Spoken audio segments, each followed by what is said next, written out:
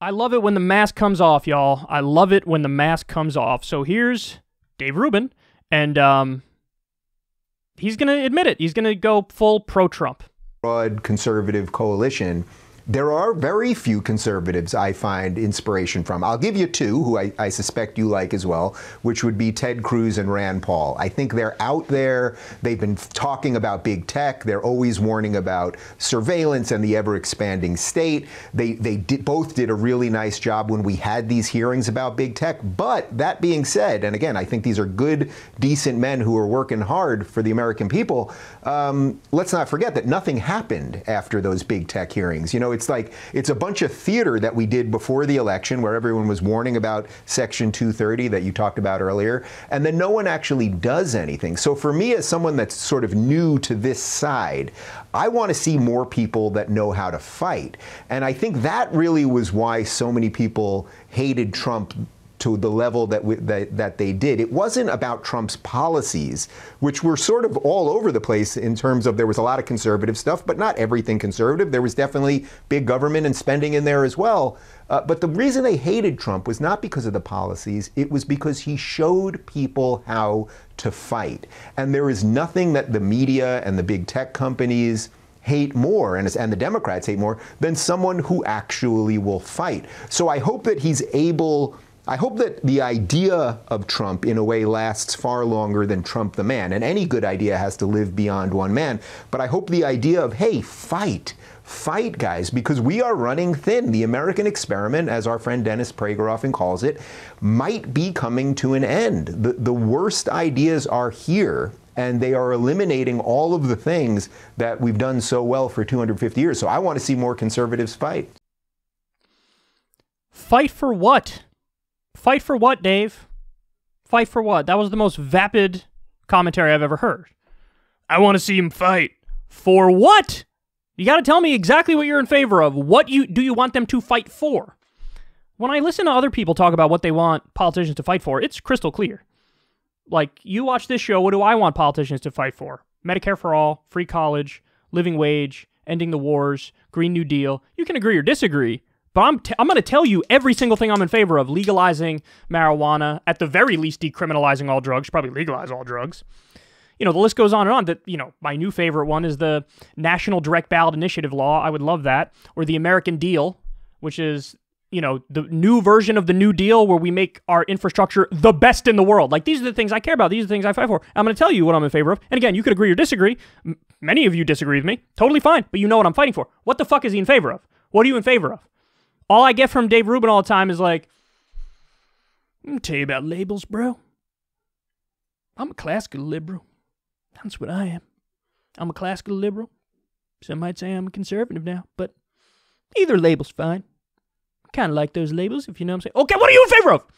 What the fuck are you in favor of? Listen, go back and watch.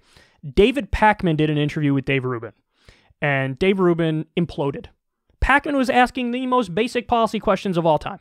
Anybody who's in the political commentary game should have been able to answer these questions. He couldn't answer it. He literally didn't know what Obamacare was. He didn't know what Obamacare was. He didn't know how it functioned even a little bit. He didn't know the basics of Obamacare. Okay? He would say he's in favor of single payer, then when Pakman would dig deeper, obviously he wasn't, and he would get my ideal system, and then he like described Obamacare, and Pakman was like, but you say you don't like Obamacare, that's Obamacare. He's like, pfft. New phone, who it is, bro? He doesn't know anything about policy, period. And so, you know, but at least now it's, you know, the mask is off on the Trump stuff. I mean, Trump, he's a fighter, bro. You know what I like? I like fighters. I want to see conservatives fight. The proof that he's not ideological and he's just vapid is when he says, I'll give you two examples of people I like. I like Ted Cruz and I like Rand Paul. There are striking differences between them. They're not remotely the same.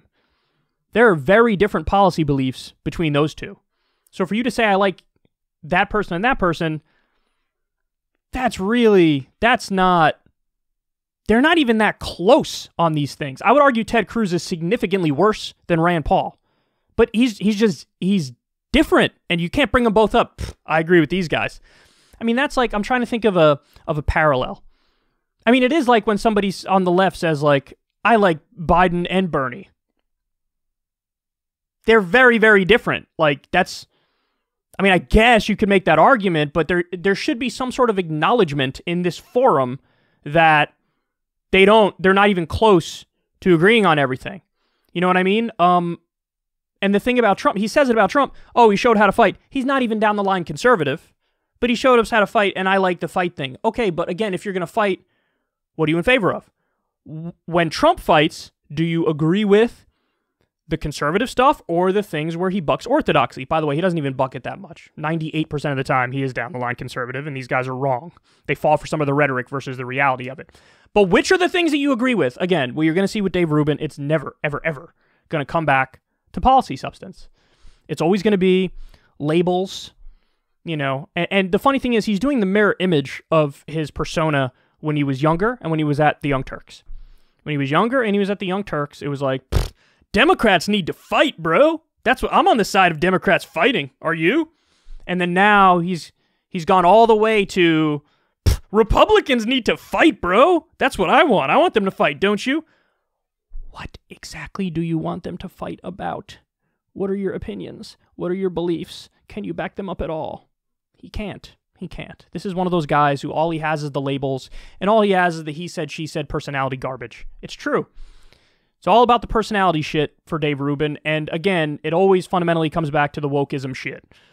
You know, we just played the clip. He was talking about Medicare for all, or free healthcare, free college, a higher minimum wage, and he seamlessly transitioned to like, and that's why these woke totalitarians are a big problem. That's not, that's economic populism, and then you immediately talk about social issues and link them. Like, there's no connection. There's no connection. All right, I think I'm done beating up on Dave Rubin, but I want to say thank you to him for at least taking the pro-Trump mask off, where it's full, yeah, I like him. I like him, and he fights.